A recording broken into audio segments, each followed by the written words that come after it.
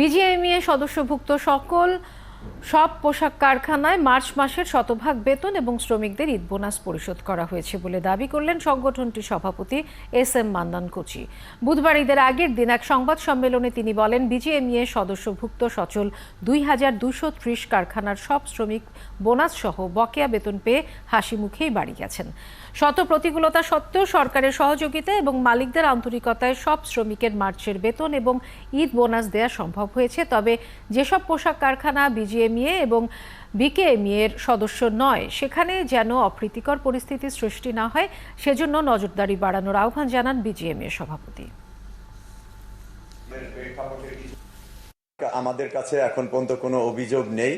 আমি গতকালই আমরা 99% আমরা পেয়েছি। তা আজকে যেহেতু কোনো অভিযোগ নেই, যে অভিযোগ ছিল সেই শিল্পগুলি আমরা বেতন এবং বোনাস পরিশোধ করেছি। আমরা 2230টি কারখানার বোনাস এবং বেতন আমরা দিয়েছি।